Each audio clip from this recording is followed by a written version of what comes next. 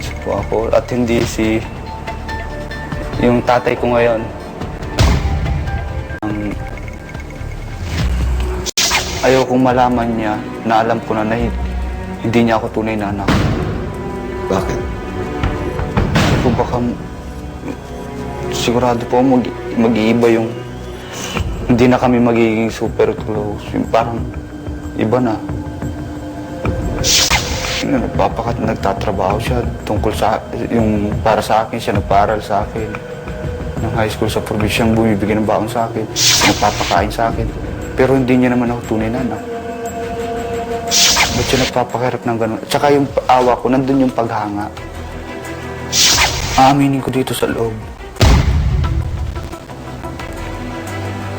Pero gusto ko po yung may mesaya ko kay Papa ngayon. Nagpapasalamat po ako, hindi ko po siya ipagpapalit. Magtagumpay man ako, hindi. Siya pa rin po yung tatay ko. Walang makapantay. Kagabi ay muling kinausap ni Kuya si EJ tungkol sa kanyang lihim. Masabi na nga kaya ni EJ sa kanyang ama na alam na niya ang katotohanan sa kanyang pagkatao.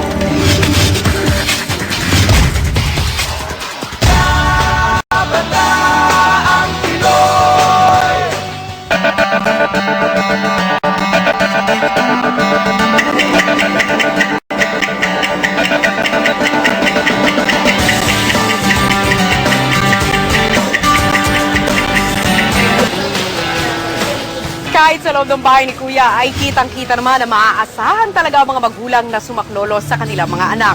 Samantala ngayon ay balikan naman natin ang isang anak na may matinding lihim at ito nga ay si EJ. Paano nga kaya niya pakikitunguhan ng mga kasama ngayong may mabigat siyang dinadala? Panoorin niyo. Kain na na! Wala ng kanin? Kumain. Wala, lagot! Kuya! Wala! Sino nakapalpak? Ikaw na nagbuhay. Ano ba sa'yo?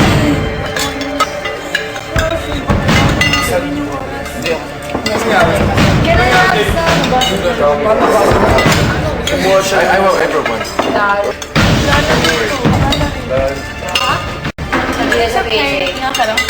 Hindi mo naman sinasadya eh. Sa piso lang. Come on, you're about to stop. Don't worry, I also broke a glass. I broke one. Over the other day. Kaya mo yan. Pero See? Yeah. apat na yan. Yeah, you broke. Yeah, I know. Sa sobrang pag-iisip sa nagawang violation, di na nakakain si EJ. EJ, are you okay? Yes. Okay.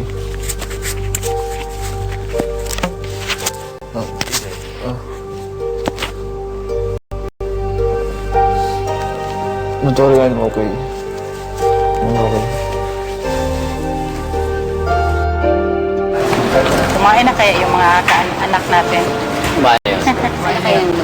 Matapos ang araw, mag-isang kinausap ni Kuya si EJ.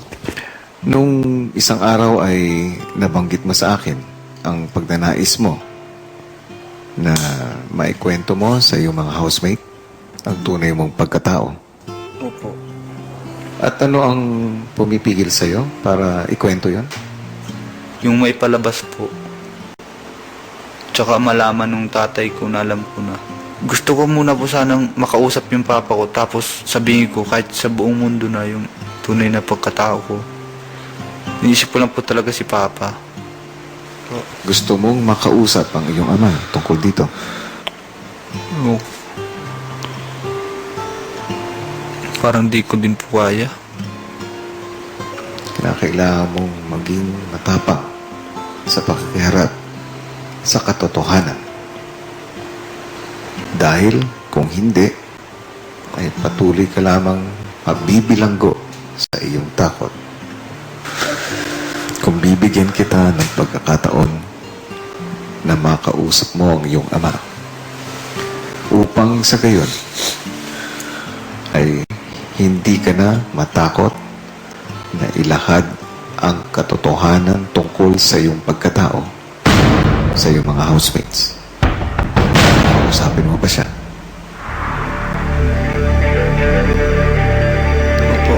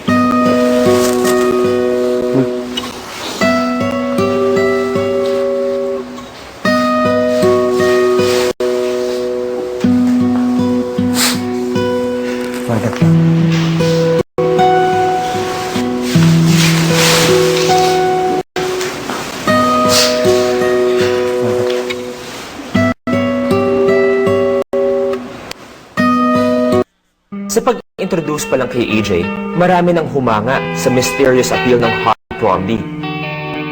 Pero sa pagdaan ng mga araw, lalong naging mystery ang madalas na pagiging tahimik ni EJ. Ang madalas niyang pagkakabasag ng mga gamit ni Kuya.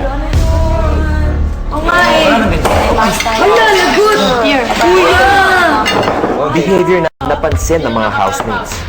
Kawawa naman si Paige. Parang may problema iniisip. Ito. Kasi parang mawala siya sa ano niya eh. Isip niya eh. Ang mga guardians, itsura naman ni EJ ang napansin. Anak mo yan, di ba, EJ? Kamukha siya ng nanay niya. EJ. Ako yung nanay niya. Mga tanong na sinagot ni EJ sa confession room. Ayoko pong malaman ng buong mundo na half friends po ako at hindi si yung tatay ko ngayon. Ayoko malaman niya na alam ko na hindi niya ako tunay na anak. Kasi po baka sigurado po mag-iiba yung hindi na kami magiging super close.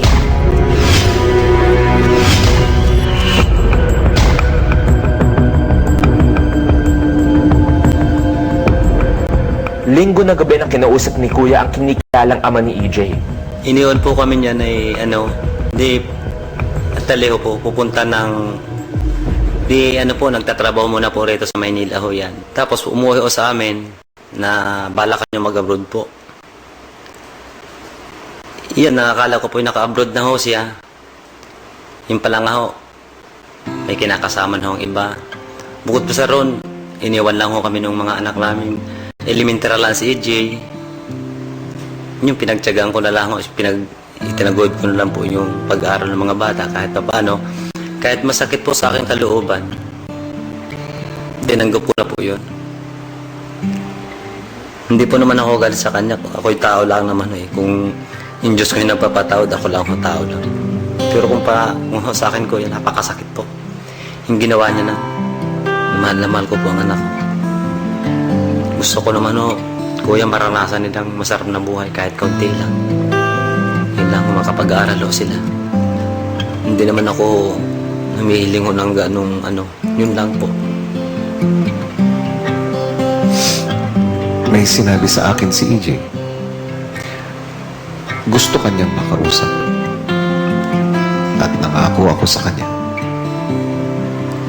na bibigyan ko siya ng pagkakataon na makausap ka.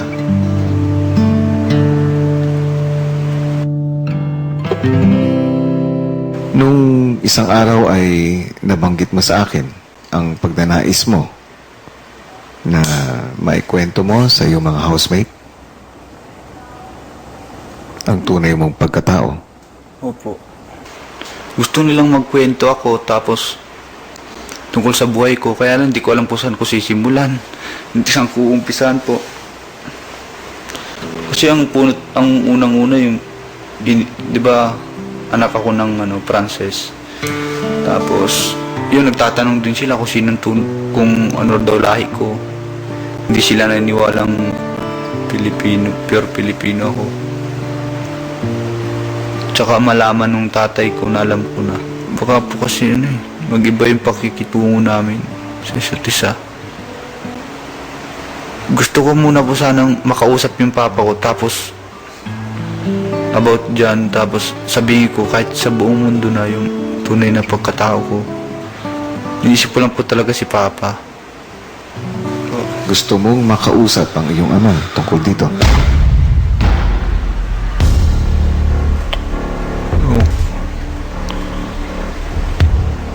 Parang di ko din po kaya. Paano ka magpapakatotoo sa iyong sarili at sa iyong mga kasama? Kung meron kang kinakatakutan na mailahad na impormasyon na kailangan mong maging tapang sa pagkiharap sa katotohanan. Dahil kung hindi, ay patuloy ka lamang mabibilanggo sa iyong takot. Sa palagay mo ba, EJ, ay mababago ang pagmamahal niya sa'yo?